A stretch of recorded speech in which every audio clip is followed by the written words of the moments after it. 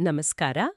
ಇವತ್ತಿನ ನಮ್ಮ ಈ ವಿಶೇಷವಾದ ಅಧ್ಯಯನದಲ್ಲಿ ಭೂಮಿ ತಾಯಿ ನಮಗೆ ಕೊಟ್ಟಿರುವ ಅದ್ಭುತ ಉಡುಗೊರೆಗಳು ಬಗ್ಗೆ ಅಂದ್ರೆ ನ್ಯಾಚುರಲ್ ರಿಸೋರ್ಸಸ್ ಬಗ್ಗೆ ಚರ್ಚೆ ಮಾಡೋಣ. ಖಂಡಿತ. ಬೆಳಿಗ್ಗೆ ಎದ್ದಾಗಿನಿಂದ ರಾತ್ರಿ ಮಲಗುವವರೆಗೂ ನಾವು ಈ ಪ್ರಕೃತಿಯನ್ನ ಹೇಗೆಲ್ಲ ಬಳಸ್ಕೊಳ್ತೀವಿ ಅನ್ನೋದನ್ನ ನೋಡೋಣ. ಹೌದು, ಆಶ್ಚರ್ಯ ಆಗುತ್ತಲ್ವಾ? ನಾವು ಬರೆಯೋ ಪೆನ್ಸಿಲ್ ಮರದಿಂದ ಬರುತ್ತೆ, ಹಾಕೊಳ್ಳೋ ಮೃದುವಾದ ಹತ್ತಿ ಬಟ್ಟೆ ಅಂದ್ರೆ ಕಾಟನ್ ಗಿಡದಿಂದ ಬರುತ್ತೆ, ಅಳಿಸೋ ರಬ್ಬರ್ ಕೂಡ ಪ್ರಕೃತಿಯಿಂದಾನೇ ಬರೋದು. ಅದೇ ಅಲ್ಲ ಪ್ರಕೃತಿಯ ಮ್ಯಾಜಿಕ್. ಅಷ್ಟೇ ಅಲ್ಲ, ನಾವು ನೋಡೋ ಬಣ್ಣಗಳು ಕೂಡ ಫ್ಯಾಕ್ಟರಿ ಬಣ್ಣಗಳ ಬದಲು ಕೇವಲ ಗಿಡಗಳಿಂದಾನೇ ಬಣ್ಣ ಮಾಡಬಹುದು, ಗೊತ್ತಾ?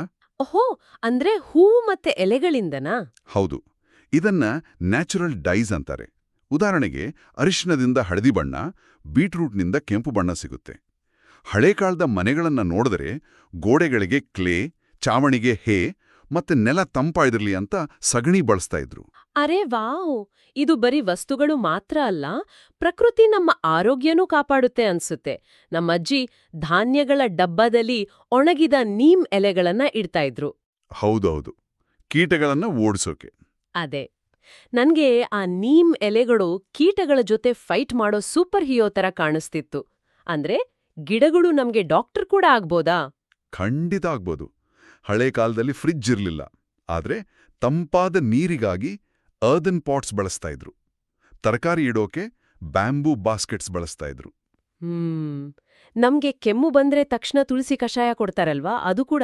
ನಿಖರವಾಗಿ. ಕೆಮ್ಮಿಗೆ ತುಳಸಿ, ಚರ್ಮದ ರಕ್ಷಣೆಗೆ ನೀಮ್, ಮತ್ತೆ ಹೊಟ್ಟೆ ನೋವು ಬಂದ್ರ ಅಜ್ವೈನ್. ಇವೆಲ್ಲ ಪ್ರಕೃತಿ ಕೊಟ್ಟಿರೋ ಮನೆಮದ್ದುಗಳು. ಎಷ್ಟು ಅದ್ಭುತ ಅಲ್ವಾ? ಆ ಭೂಮಿ ಮೇಲಿರೋ ಗಿಡಮರಗಳು ಮಾತ್ರ ಅಲ್ಲ, ಆಕಾಶದಲ್ಲಿರೋ ಸೂರ್ಯ ಕೂಡ ನಮ್ಗೆ ಶಕ್ತಿ ಕೊಡ್ತಾನೆ. ನಾನು ಆ ಮನೆಗಳ ಮೇಲೆ ಹೊಳೆಯುವ ನೀಲಿ ಗಾಜಿನ ತರ ಇರೋ ಸೋಲಾರ್ ಪ್ಯಾನೆಲ್ಸ್ ನೋಡ್ತಾ ಇರ್ತೀನಿ. ಅವು ಸೂರ್ಯನ ಬೆಳಕನ್ನ ಹೇಗೆ ಹಿಡಿತವೆ? ಇದನ್ನೇ ನಾವು ರಿನ್ಯೂವಬಲ್ ಎನರ್ಜಿ ಅಂತ ಕರೆಯೋದು. ಆ ಸೋಲಾರ್ ಪ್ಯಾನೆಲ್ಸ್ ಸೂರ್ಯನ ಬೆಳಕನ್ನ ಹೀರಿಕೊಂಡು ಸೋಲಾರ್ ಎನರ್ಜಿ ಮೂಲಕ ಸೋಲಾರ್ ಪವರ್ ಮತ್ತೆ ಎಲೆಕ್ಟ್ರಿಸಿಟಿ ಜನರೇಷನ್ ಮಾಡುತ್ತವೆ. ಓಹೋ, ಅಂದ್ರೆ ಬಿಸಿಲಿನಿಂದ ಕರೆಂಟ್? ಹೌದು. ಅದಕ್ಕೆ ನಮ್ಮ ಹಿರಿಯರು ಪ್ರಕೃತಿಗೆ ತುಂಬಾ ಗೌರವ ಕೊಡ್ತಾ ಇದ್ರು. ತುಳಸಿ ಪೂಜೆ ಮಾಡೋದು ಅಥವಾ ಊರ ಹೊರಗೆ ಚಿಕ್ಕ ಕಾಡುಗಳನ್ನ ಅಂದ್ರೆ ಸೀಕ್ರೆಟ್ ಗ್ರೋವ್ಸ್ನ ಕಾಪಾಡೋದು, ಇವೆಲ್ಲ ಅದರದೇ ಒಂದು ಭಾಗ. ನಿಜ. ಆದ್ರೆ ನನ್ಗೊಂದು ಪ್ರಶ್ನೆ ಇದೆ. ಈಗ ಒಂದು ಡಬ್ಬದಲ್ಲಿ ತುಂಬಾನೇ ಬಿಸ್ಕೆಟ್ಗಳಿರುತ್ತೆ ಅಂದ್ಕೊಲಿ. ಅದನ್ನೆಲ್ಲ ಒಂದೇ ದಿನ ತಿಂದ್ರೆ ಏನಾಗತ್ತೆ? ಖಾಲಿ ಆಗತ್ತೆ ಅಲ್ವಾ? ಹಾಗೆ ಪ್ರಕೃತಿಯಿಂದ ನಾವು ಅತಿಯಾಗಿ ಪಡಿತಾ ಇದ್ರೆ ಏನಾಗತ್ತೆ? ಅದೇ ಈಗ ಆಗ್ತಾ ಇರೋ ದೊಡ್ಡ ಸಮಸ್ಯೆ.